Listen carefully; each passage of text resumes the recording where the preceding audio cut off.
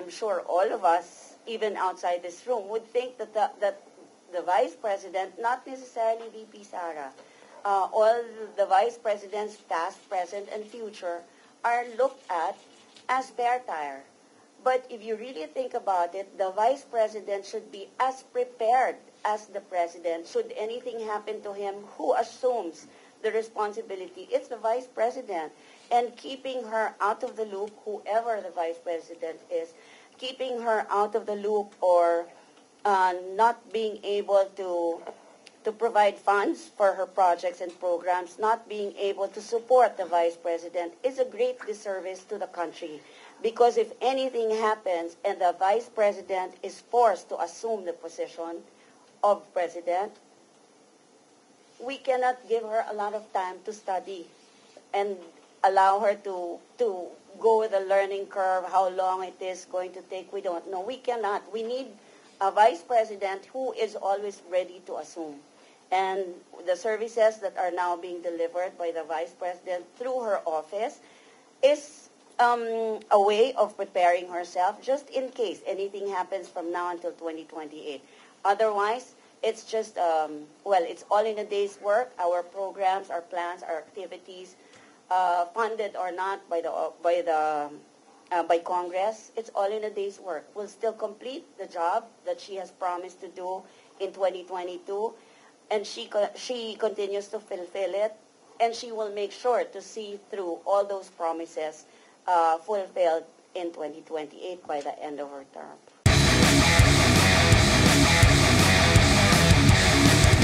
The Office of the Vice President is proud of its 2024 accomplishment report that showcases its accomplishments and successful endeavors that were started since Vice President Sara Duterte took office in July 2022. Our mission is to deliver public service that is accessible and responsive for the good of all Filipinos, especially the unserved and the underserved. And we're happy to give you some hard copies of the 2024 accomplishment report in the form of a coffee table, but it's like a coffee table book, but we also have a digital copy that you can access any time of the day or night in any mobile device, a computer, or any other technical devices that you have.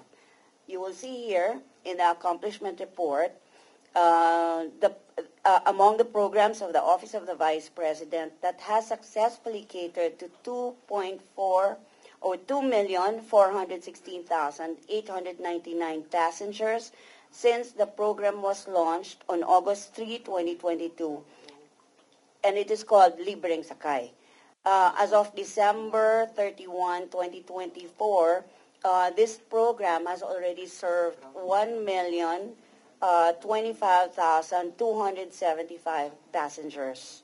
And so we have now 2,416,899 as of today. The Libreng Sakay has the following routes. It is actually an ongoing program that help of course, we help we have help from our private partners in public service to be able to complement mass transportation in Metro Manila, Cavite, Bacolod, Cebu, Davao, and now we have another one running in Tacloban. It is the latest route that we have created. And the free bus service in Tacloban now operates along the bus terminal from the Tagpuro Elementary School route in Tacloban City. It runs from Monday to Saturday with 2 daily schedules at 5 a.m. to 9 a.m. and 5 p.m. to 9 p.m., just like all the other routes in other parts of the country for Libreng Sakay. And we are currently studying and exploring the possibility of increasing the hours of operation from 4 a.m. to 10 a.m. It's going to be much longer because I think passengers leave their houses as early as 4 a.m. So we're still studying, looking into the best possibility if we can allow that. Of course, it's also the rainy season now, so we can better accommodate the growing number of passengers who depend on public transportation. this is also going to be a very dependable mode of transport for our passengers or the beneficiaries of Libreng Sakay, especially with the looming or forthcoming gasoline prices. Of course, with as gasoline prices go high, our transportation fare also goes high. So this will help the public a lot and ease their lives, their daily lives, even just a bit day by day. Our initiative aims to ease the financial burden on local commuters and promote greater economic mobility and access to opportunities within the community. And since its official launch in August 2022, the Libreng Sakay program has deployed a total of 9 buses covering routes in Metro Manila. This is from Monumento to PITX, and then we have Quiapo to Commonwealth and PITX to Naic, Cavite. We also have in Metro Cebu, Bacolod, Davao City, and the newest is Tacloban. And just to tell you also, the Libreng Sakay is only one of the many accomplishments of the Office of the Vice President for the year 2024, and you will find them in the coffee table book. If you are given the hard copy, you can ask them later. I think they're going to distribute some.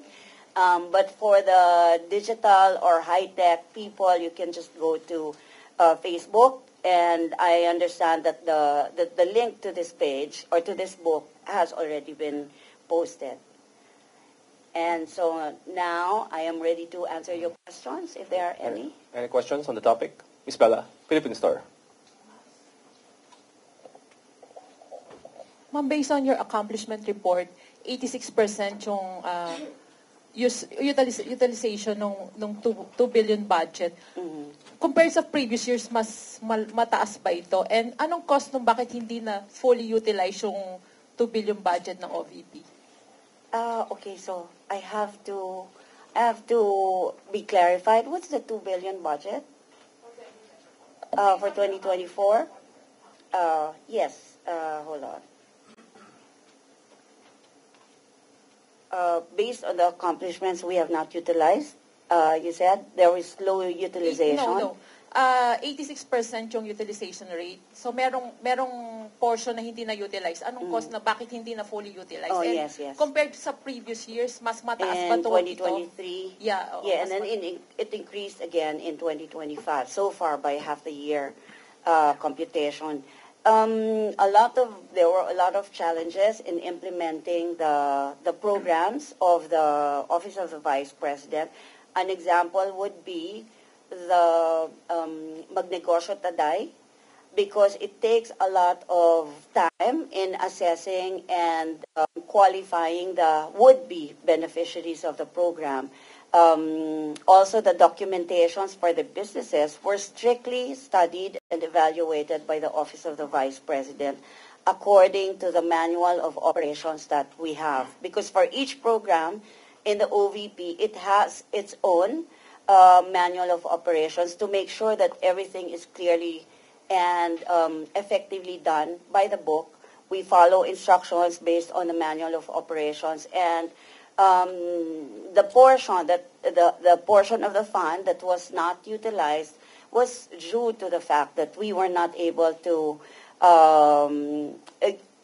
release all the money, release everything for the projects because of some additional requirements that were necessary.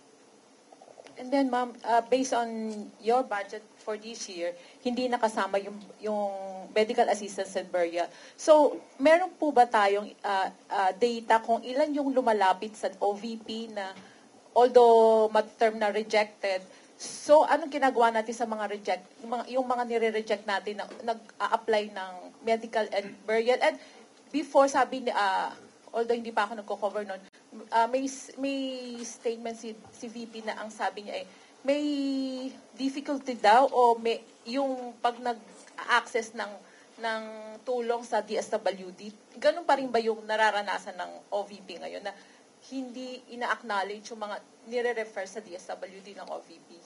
Okay. Sorry, can we go back to your first question, please?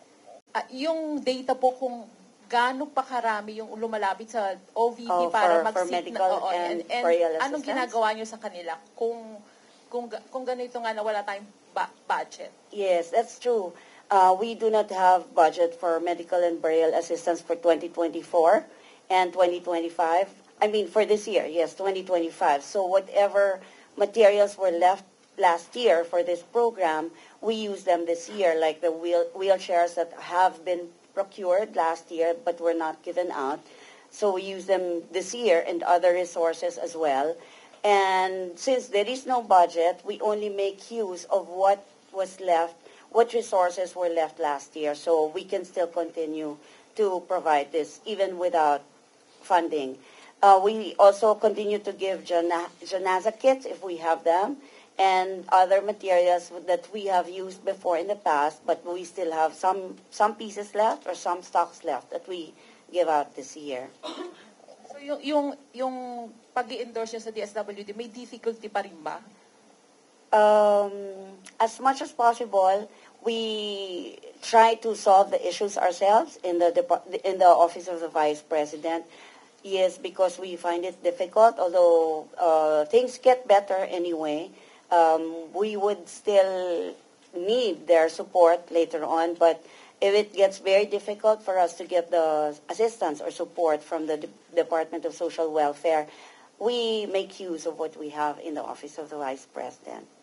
Pero may instance ba, ma'am, na nire-reject or nagiging, yung issue ng pagiging OVP, nagiging, para i-reject ng DSWD? Kasi ganun na sinasabi before ng OVP na, oo. I have to admit, yes, there are some line agencies who, probably upon instructions from their superiors, I don't know, I'm just speculating, but yes, we experience that challenge every now and then. Next question on the topic. Kat Domingo, ABS-CBN. Hi, good Mike, please. afternoon. Oh, good morning. In last week's press conference, you mentioned that the COA directed the OVP to correct some observations, submit corrections, or whatever remedial actions within 60 days. May we know in particular what these items were flagged by the COA? These were observations, COA observations on the on some items in our financial statements, like the I can give you a list. Wait, hold on. There is, okay, here. Some observations and recommendations that were made by the Commission on Audit is one of which is the amount that was included in the financial statement of a donated equipment was not the amount that was included there was not the amount that was already the appreciated cost.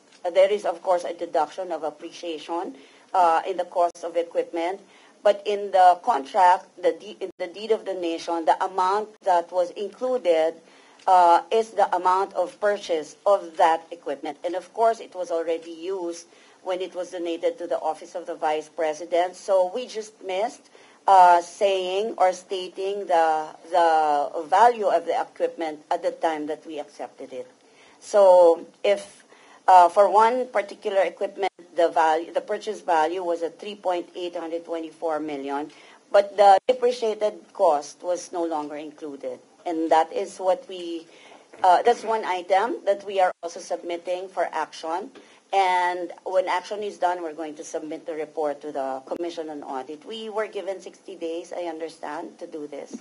Ma'am, do you have a rough figure as to how many items were flagged by the COA in the 2024 budget? There are only a few. Okay. Also on the manual of operations, where the Office of the Vice President limited itself as to time, as to the prescription table, as to when the project will be completed. That is one, so that the Commission on Audit recommended that we ensure the feasibility and viability of the project proposal and also revisit the manual of operations so we can ease it up a little bit and then so be able to comply with what is stated in the Manual of Operations. Last question from my end. What were the COA recommendations as to how the OVP can actually improve its absorptive capacity from 86% to a higher number? I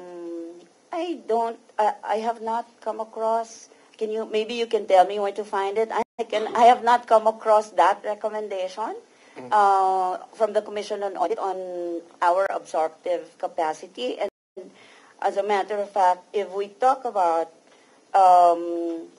if we talk about utilization, maybe we can get the details. Nicole, can you ask RLS, please, for utilization 2024 and 2025? Thank you. We'll get back to you, Kat. Next question, Marisol Abdurrahman, GMA News. Yes. Mike, please. Mike, please. Mike, please. Mike. Since BP Sara assume po, kahit nag-i-increase naman po ang utilization since then, ma'am, for the past like 3 years po. Yes, that's right. Sorry, ma'am, just in case you have the figure, ma'am, may we know po, like for example, when she started, ilang percent po until now po? Okay, I will find it. Sige na, ma'am. Utilization I have the utilization for 2024 and 2025. Okay. For 2024, we have utilization rate of 85.55%. And then for 2025, as of, this is, I think, as of June 2025, our utilization rate is at 34%. So we're going to increase this some more. Like I said, a lot of challenges internally in the Office of the Vice President, and we understand that we need to speed up utilizing the funds, but we also do not want to carelessly utilize the funds. So we are being very careful so as not to open any issue that may be thrown against us. Okay, next question. Okay. Kung wala Next mga question, Fred. recommendations po ng COA yet, Yusek. I'm sorry? Yeah, kasi Kat was asking earlier about the recommendations of COA, at least to improve po yung utilization. At least yung effort po ng OVP, ma'am, ano po yung ginagawa natin para at least i-increase pa po yung ganitong... Yes, we're just being careful, but we intend to use up the entire budget that is allotted to us for 2025. We're already on the 34% utilization rate, but we still have time, and we're going to speed up our the action on all our programs. Next question, Fred Mendoza, Manila Times. Ma'am, good morning. Ma'am, good morning po, ma'am. Kasi may mga lawmakers po kasi na parang sinasabi po nila na porket nagkaroon daw po ng unmodified opinion ang isang agency like the OVP, it doesn't mean daw po na malinis daw po yung record. Ano pong inyong comment po doon sa mga nagsasabi na while the OVP had its unmodified opinion, hindi naman daw siya technically malinis or technically fair yung pagkakapresent. Para lang po maliwanag sa ating taong bayan kasi naguguluhan po yata yung taong bayan natin, yung ating mga public kasi pag sinabi nila, pag may sinasabi po na unmodified opinion, tapos biglang may mga nag-comment na hindi naman pala na porket yung unmodified opinion, hindi pa pala malinis. So, pakiklaro na lang po natin for our public po. Okay. I also heard that. And, okay, let me go back. There are 3 kinds of audits done, right? There's the financial statement audit, there's the compliance audit, there's the performance audit. We are only on the financial statement audit. The annual audit report of 2024 given by the Commission on Audit focused on financial statements. And in financial statement audit, there are only 2 kinds of audit reports that will come out. Only 2 kinds of opinions. That's the unmodified audit opinion and the modified audit opinion. It can be, I think it can be interchanged with qualified and unqualified. Some other auditors use that. And there is no other rating, there is no other conclusion that will come out from the Commission on Audit. So, like I said, only modified and unmodified. So, in the unmodified opinion that the Office of the Vice President has been receiving since year 2022, it means that it says that the Office of the Vice President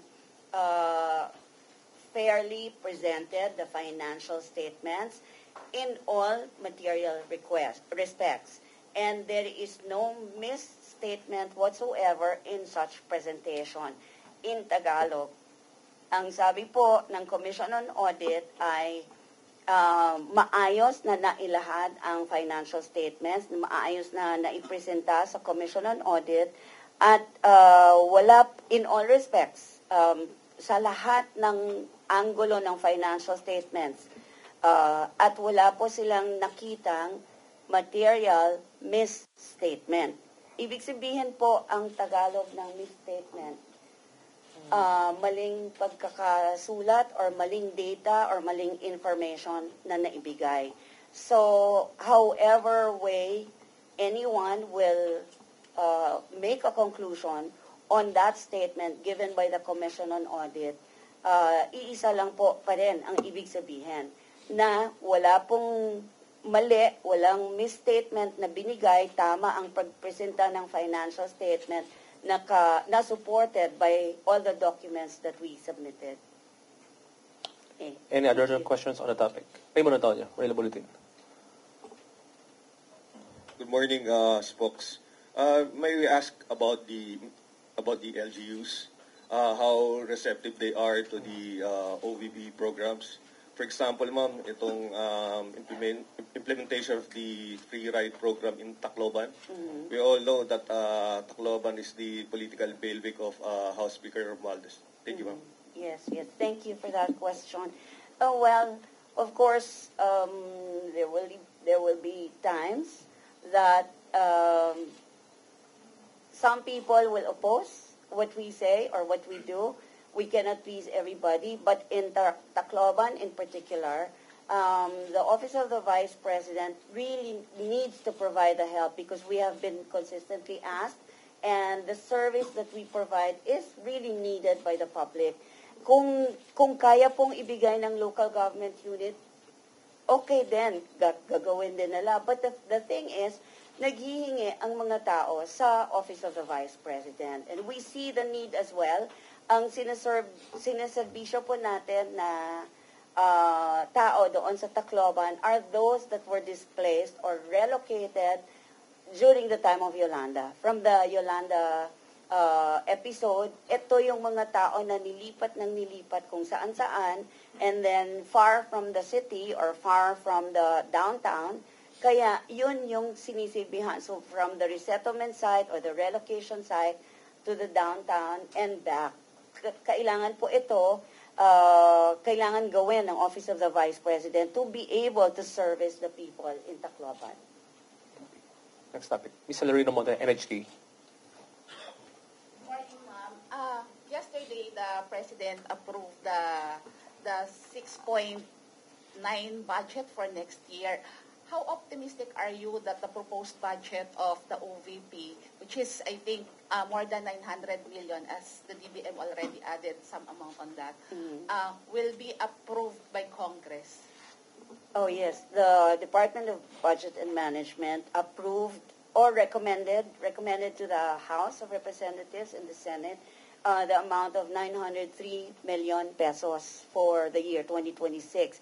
We cannot say if we're sure, or we cannot say also if we're not sure, so we leave it to Congress, and we just pray that they grant that budget. Will the President personally attend the budget hearing, just in case, to defend the budget of the OVP? You mean the Vice President? Yeah. Okay, the Vice President? The Vice President. I'm not sure if she will attend the budget hearing, but we have competent staff to defend our budget and explain to Congress why we need this amount of money. I'm sorry, where's the Vice President right now, and I believe she will be going abroad again. So what will be the agenda of her trip? The Vice President, as far as I know, left the country to visit her father in The Hague, in the Netherlands. But during the SONA, she said that she'll be in another country. Yes, she will be. She has invitations from different OFW organizations in some areas in the world, and I understand that on the day of the SONA is the day that she arrives from this trip. Okay. Next question, Jason Rubrigo. SMNI. Mike, please. Last two questions. Good morning, ma'am. Ma'am, may we have your reaction po ng Office of the Vice President doon po sa trust ratings ni VP Sara in the recent SWS survey na nakakuha po siya ng 61%, and so far siya po yung pinagkakatiwalaan na highest official ng government po. Oh, well, of course, I'm not saying that this survey is real. I'm not saying that other surveys are not real. But getting a high rating of above 50%, of course, will make anyone happy, including the Vice President. So getting a 61%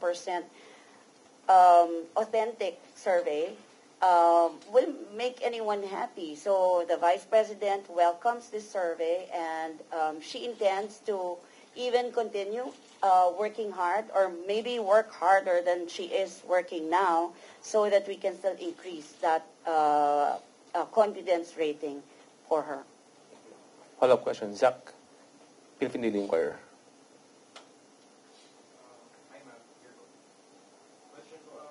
Mike.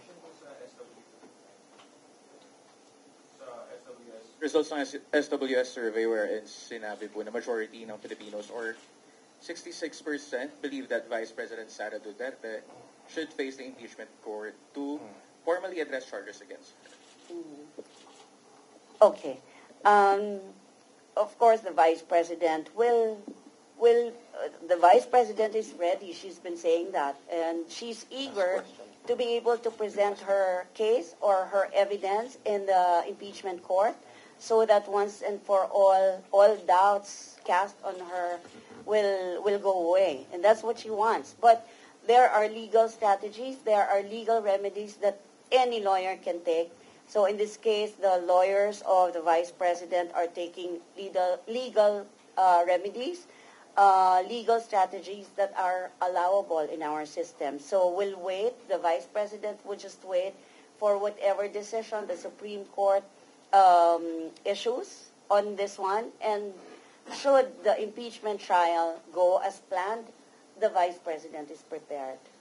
Okay. Last question, Marisol Abdurman. I'm sorry, I have to ask this kasi kanina binabanggit lagi yung question lagi yung trip ni VP, pero kung tutusin naman daw, bakit hahanapan ng trabaho ang VP? Ano ba ang mandato ng Vice President nang naaayon sa batas? What's the mandate of the Vice President? The mandate of the Vice President is the same as the mandate of the President. Lahat po ng nakalagay sa Constitution na trabaho ng Presidente, ganun din po ang trabaho ng Vice President. She is technically the assistant, or when the President is absent, she takes over because she's the Vice President. Kaya may nagsasabi, ma'am, no, na spare tire lang ang VP. So, what do you have to say about that, ma'am? Sinasabing spare tire lang lagi ang Vice President. Okay, JC, you will have to indulge me. Yeah, I also need to answer this because it's very important. All of us here, I'm sure all of us, even outside this room, would think that the Vice President, not necessarily VP Sara, all the Vice Presidents, past, present, and future, are looked at as spare tire. But if you really think about it, the Vice President should be as prepared as the President. Should anything happen to him, who assumes the responsibility? It's the Vice President.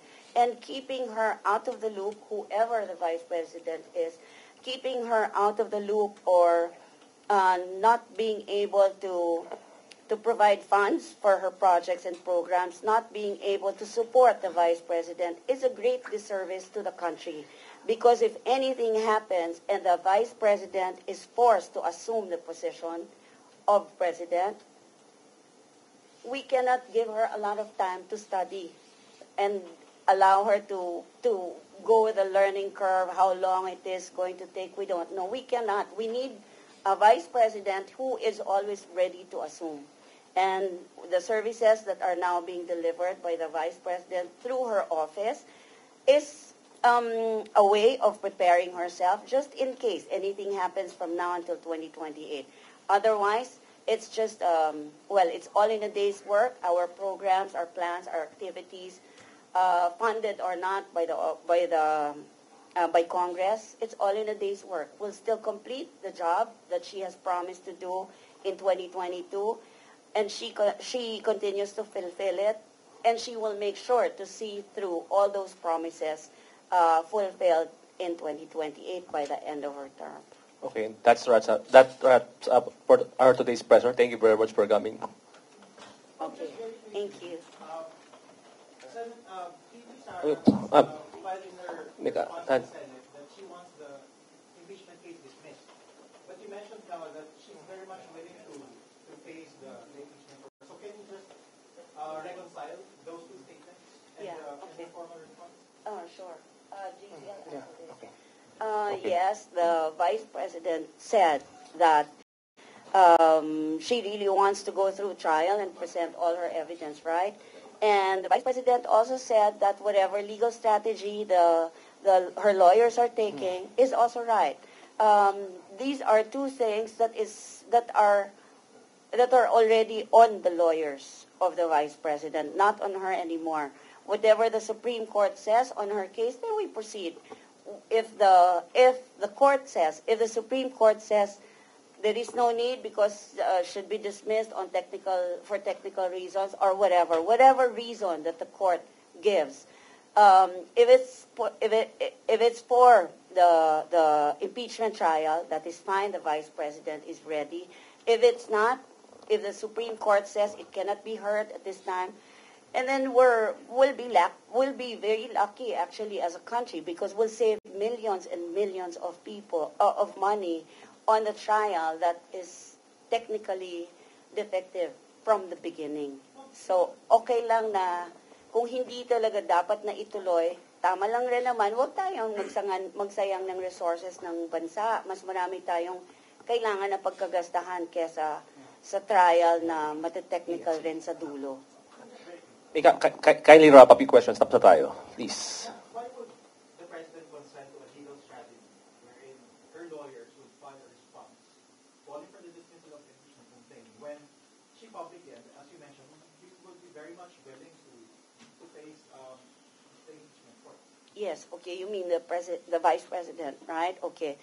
As a lawyer, if the vice president finds that there are strong legal grounds to file a dismissal, then she will just let the lawyer say, do what they find or do what they think is best. So go ahead. If you find something, go ahead. It's up to you. You're the ones handling my case. I'm now your client.